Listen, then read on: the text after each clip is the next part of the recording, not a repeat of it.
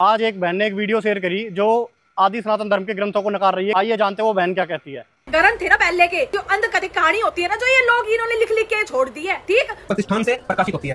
इसमें संस्कृति के साथ में दी हुई है तो आपको समझने में और आसानी रहेगी। इसमें आप आ जाओ सीधा 25 पर्व में और 17वें अध्याय में। इसमें अनुसूया। आइए उसी धर्म ग्रंथ से आप प्रमाणित करते हैं कि जो बात वो भाई बता रहा है वो बिल्कुल सही है और सटीक है। जैसा कि आप देख रहे हैं, ये श्री भविष्य महापुराणम भाग 2, जिसके अनुवादक है एस एन खंडेलवाल, जिसके प्रकाशक है चौखंबा संस्कृत प्रतिष्ठान। अगर केस करना है तो इन पे करो, ये छपवा रहे इस पुस्तक ने। अगर इतने बड़ा तुम्हें लगता है कि तुम बंद करवा दोगे। आपको दिखाते हैं प्रतिसर्ग पर्व अध्याय 17 पेज नंबर 659 और 60 श्लोक 70 से 73।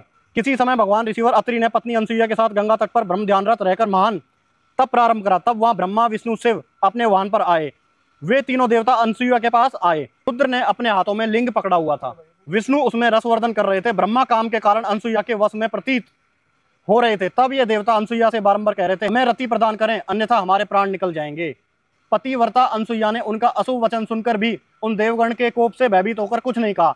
तब उन माया मुग्ध देवताओं ने उसे पकड़कर बलात् मैथुन का प्रयास करा, यानी कि जबरदस्ती बलात्कार करने का प्रयास करा। तब उस सती अनसुईया ने क्रोध होकर उन देवता को श्राप दे दिया, तुम काम मोहित भविष्य में मेरे पुत्र होगे, कि तुम अब मेरे पुत्र रूप में जन्म लोगे। उसी समय उन तीनों का शरीर छूट गया। जब तीनों की मृत्यु हो गई, तब लोकों में इंद्रदेव के ना रहने के कारण दुर्गा जी ने अन्य ब्रह्मा विष्णु व रुद्र का निर्माण करके जगत कार्य चलाना प्रारंभ करा। अब आपको प्रमाण दिखाते हैं दूसरे पुराण से, मार्कंडेय पुराण, दत्तात्रेय के जन्म और प्रभाव की कथा।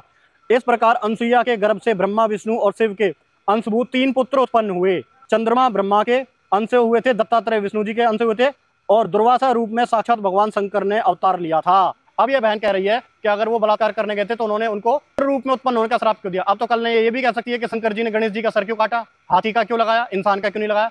अपनी बुद्धि नहीं चलानी चाहिए। जो घटना घट चुकी है ना, वो अपने शास्त्रों में वर्णित है। अगर आपको इतनी आपत्ति है तो इन्हें बंद करवा के दिखाओ। ये बहन जो कह रही है ये सनातन विरोधी है, क्योंकि जो अपने धर्मशास्त्रों को ही नकार दे वो सनातन हितैषी कैसे हो सकता है। सनातन हितैषी वो होगा जो अपने चारों वेद, गीता और पुराण में जो वेदों के अनुसार ज्ञान मिलता है जिसको अपनाए। ये इन देवी देवताओं का चरित्र है जो अपने शास्त्रों में ही वर्णित है, इसको ये कैसे नकार सकते हैं। दूसरा, ये बहन किस प्रकार का कार्य करती है हमें तो कहते हुए भी बहुत शर्म आ रही है। ये जब आप देख लोगे तो भाई आपका दिमाग घूम जाएगा।